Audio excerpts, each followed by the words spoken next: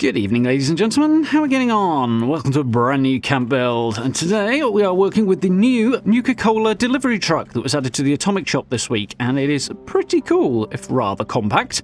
So, let's jump in.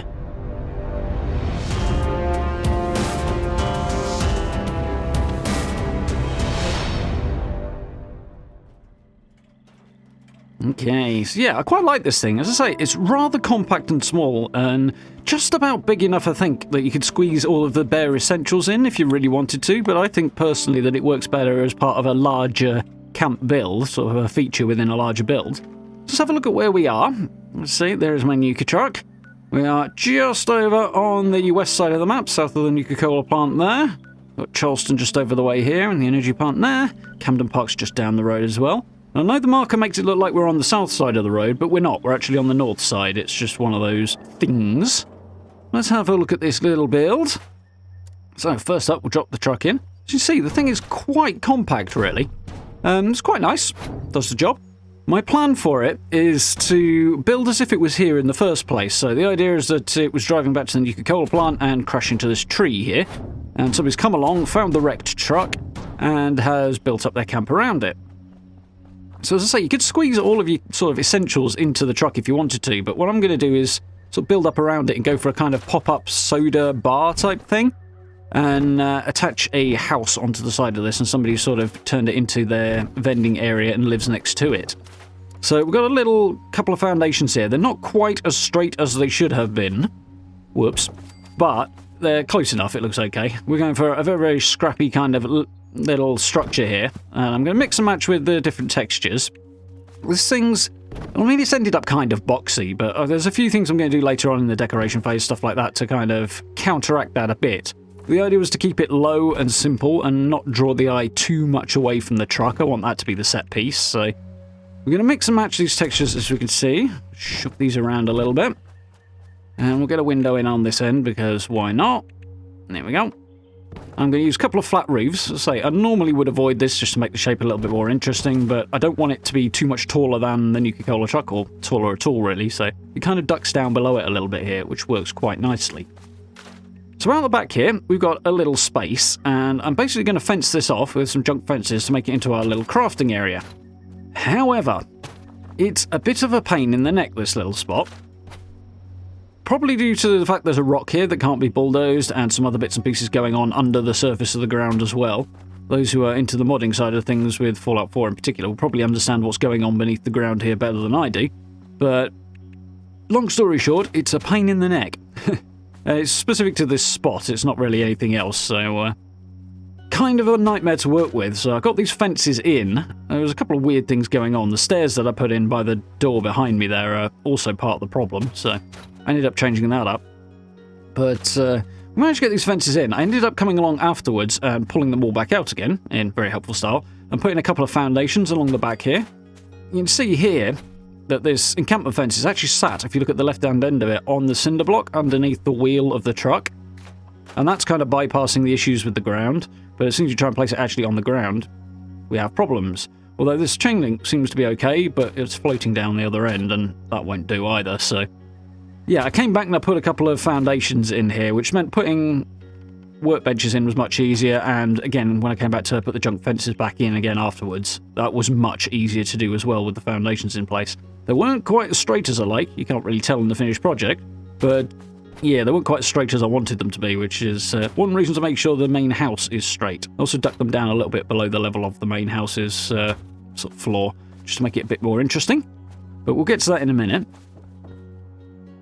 As you can see from this, I can actually put workbenches straight on the ground here, and it does kind of work. The stairs are making a pain of themselves there, as they are wont to do, and that rock doesn't help much either, so putting the whole lot in would have been a bit of a challenge. So we'll come back and deal with that in the decoration phase, and say once I've got those foundations in.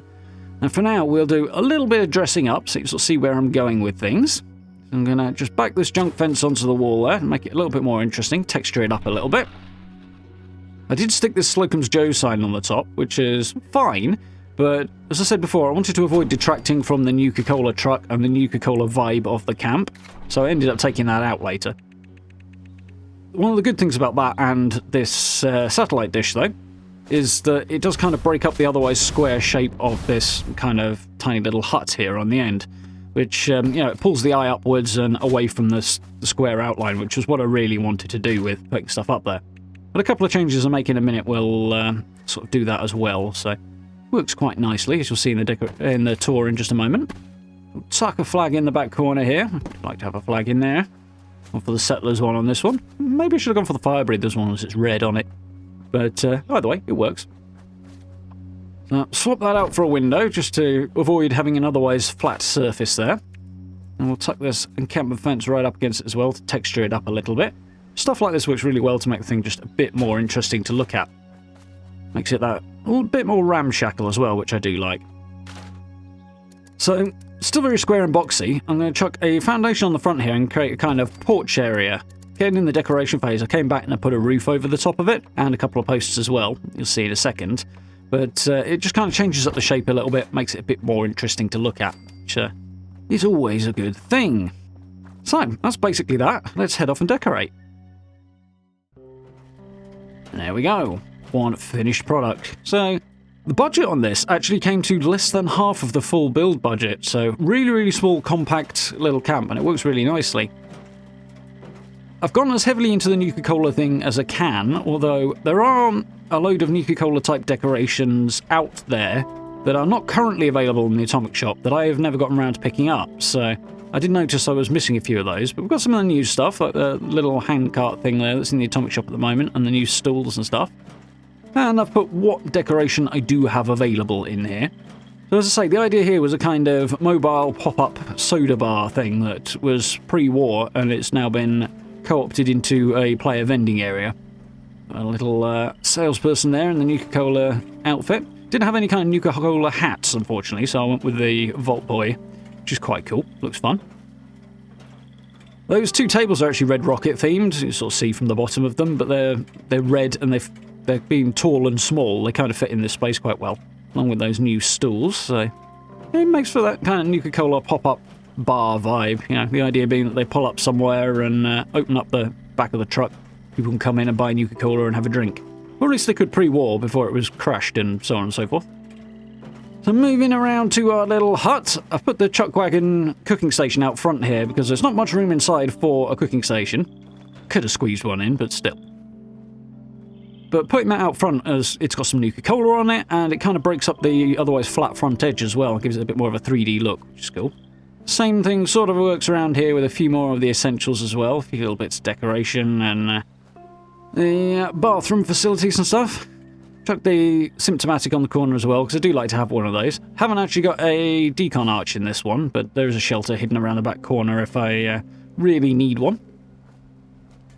But yeah, all in all, it gives it a nice kind of scrappy, stuff's been dragged back and built up into a camp kind of vibe, which is what I wanted to attach to this, because we've done a couple of cleaner builds recently, so nice to go scrappy again for once. Or for a change. You can sort of see the satellite dish on the top there, which is all I've really got up top, but it does look quite cool. We'll see it again in a second. So you can see I put a roof and a couple of posts on the corners of this little foundation here to make more of an enclosed porch, and it gives it quite a nice vibe, changes up the shape, as I say. Tuck the chem bench in here as well. That fits nicely in the corner, so it doesn't block things off, and it dresses it up quite nicely too. So carefully chose my doors to open out of the way for this one, otherwise it'd be just kind of annoying. We've got a nice little compact living space here. See the Nuka Cola sign through the window. A few plushies, a few succulents on shelves, stuff like that. Little seated area. Decided to put the bobblehead stand in because I haven't used that in a while. Yeah, put that little stove in the corner as well to kind of imply that the place might be heated in some way.